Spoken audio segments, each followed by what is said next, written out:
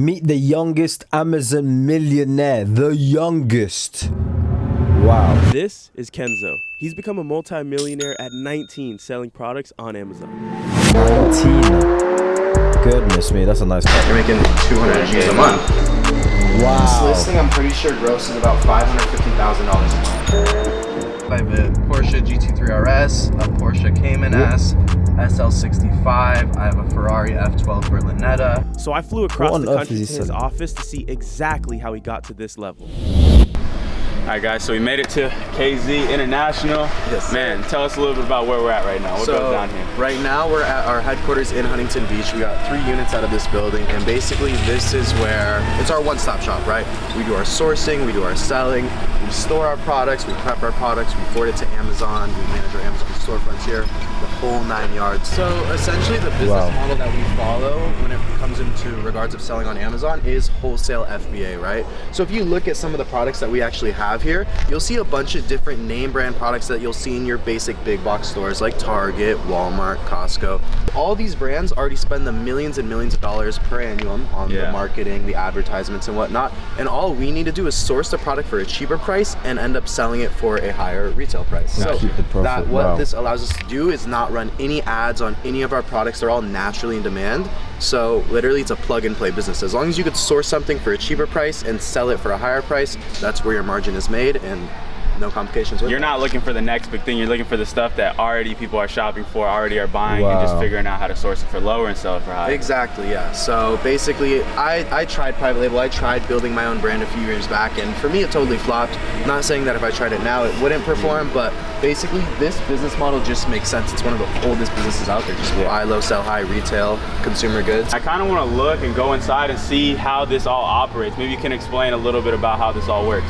Yeah, let's do it. Let's do it. Basically, everything on this side of this section of the warehouse is basically ready to go out. So it's all already labeled with Amazon labels. So basically, when Amazon freight pulls up, we just take it off the shelves or take it out of the aisle and load it up straight to the truck. So on average, we average about 75 to 100 pallets sending out to Amazon fulfillment centers per week. Yeah. So to somebody watching this, right, they're seeing Kenzo got the warehouse, he got all this set up. There's no way you started with a warehouse. No. Where were you holding this stuff before, bro? So at first, when I first started, I just had my suppliers send my products directly into an Amazon fulfillment center. Because with FBA, Amazon pick, packs, ships your products, stores them, whole 9 yards. So I was able to leverage his facility at first, but the thing is, when you have someone else and all these different variables moving around, it's hard to quality control.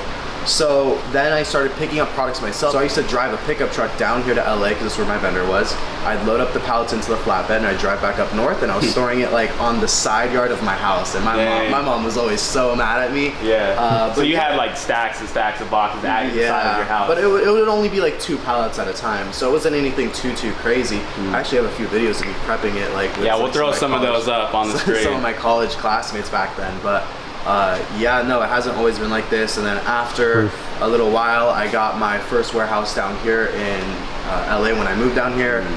It was really small, like 2,000 square foot. And yeah, we've just been growing ever since. But is this your only warehouse that you have right now? No, so basically, we have 3 units out here in Huntington Beach. We have a warehouse in Miami, a warehouse in Houston, and then New Jersey's gonna be open in November. Jersey's probably gonna be one of the biggest ones that one's up, so I'm super excited. All right, so we're gonna take a look at some of the products now, but what's the first product you started selling? Like, how'd you even get into all of this? So the first product that I actually sold when I got into wholesale FBA was Sharpie markers. So I spent $7,500, which was literally every... What the heck? This kid is so creative. He's thinking outside of the box. I mean, today, even when people are doing drop shipping, who's gonna think to sell, let me sell a Sharpie? Everyone's looking for the big thing, like, I wonder what someone else is not doing. And then you have someone who's saying, no, I'm just gonna do what works, what someone else is doing. I'm just gonna sell that. I'm not gonna recreate the wheel. Genius. Everything I had to my name from drop shipping on eBay. And I bought 2 pallets of Sharpie markers. I drove down to LA, picked them up, brought them back up to NorCal, and I flipped those. I did like $25K in revenue. The fees were a little high, so I probably only profited like $4,000 off it, but $4K off a $7,500 investment. And I sold out within like a month because it was like back to school time, like 3 years ago. I mean, So that was sort of when it clicked for you, like, this is what I'm gonna do.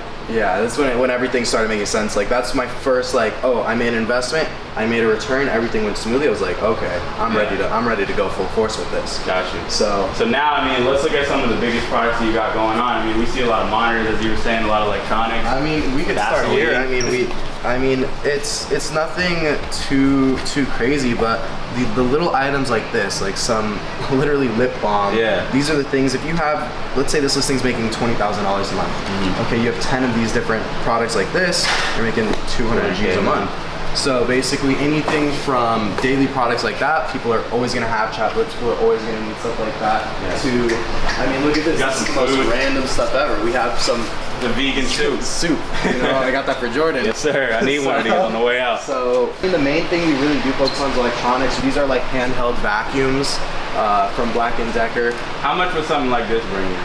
So this listing, I'm pretty sure grosses about $550,000 a month. Now, it doesn't mean we're actually producing the whole $550,000. That's just the listing on Amazon. So if you actually have the inventory to back it and you maintain buy box, you could go ahead and do that. But in reality, I probably have like half a month's worth of stock. So in reality, I'm only going to do maybe like 250K revenue from this. But that's just from this one product. And you got all these other products as well. We have a bunch of different products in here. So that's the thing. It's about diversifying your portfolio, making sure you're well-rounded. But it all starts with that one first product. It all starts with that one product, right? For the people watching, they might look at you and see this and think this is not possible for them. Is this a business that anybody could get involved with? Imagine entering your Goodness name. me. Perfect time to break, to be honest with you. But let me know what you think so far in the comment section down below, man. I've got a cold, so don't mind me. You're able to really plug and play. The thing is, it's not like private label. I'm not here to dog on private label because it's a great business model.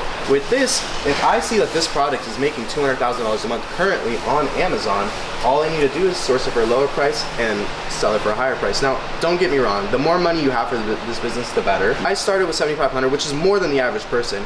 But I've had students start with $500 or $1,000 or $2,000, and just as you get more and more money, it becomes more lucrative, more revenue, more profit. Makes sense. Gotcha. Yeah, I think that's some good insight because it is possible. I mean, Kenzo didn't grow up rich, and we're actually going to talk about that now. I kind of want to go on a drive in the 720, so we're going to talk a little bit about his background, how he got started, and then we'll call it a day. So let's go for a drive, bro. Let's go. All right, let's do it. Right now, we in the whip. What kind of car is this, bro? McLaren 720S Spider. What was your first car? Like, what did you start with? So my first car, okay, so there's two different first cars. There's the first car I bought, and then there's a first car that I used. First car I used was a GMC Sierra 1500 because I was working construction at the time. Gotcha. So you used to have like a regular job. You didn't go straight into entrepreneurship.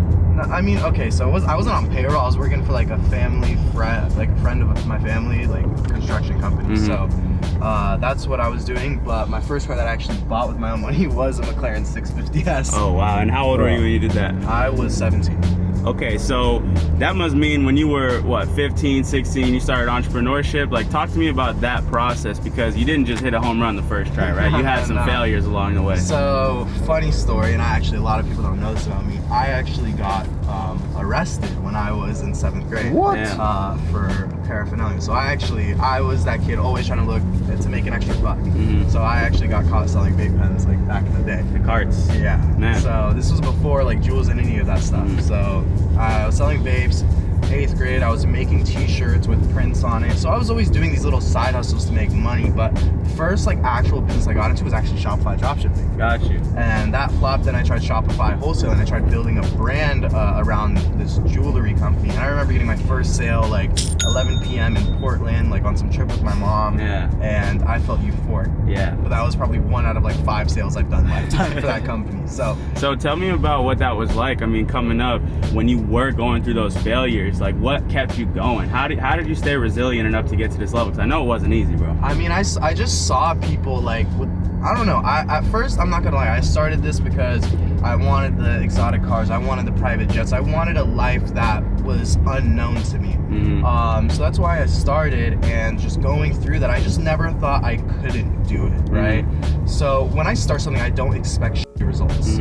I just kept hustling and hustling, and I tried this, I tried that. I saw people making money a million different ways, so I was like, okay, you know what? There has to be some way that I could succeed, and I just kept going and going, and you know, there were some losses, there were some low points, and it is what it is. You just got to keep going. You know, there's light at the end of the tunnel. Yeah. So what's next for KZ International? I like Right this now, the next thing is our warehouse in New Jersey. I'd say that's probably our next big thing. I'm basically trying to get 48 warehouses in the lower 48 states.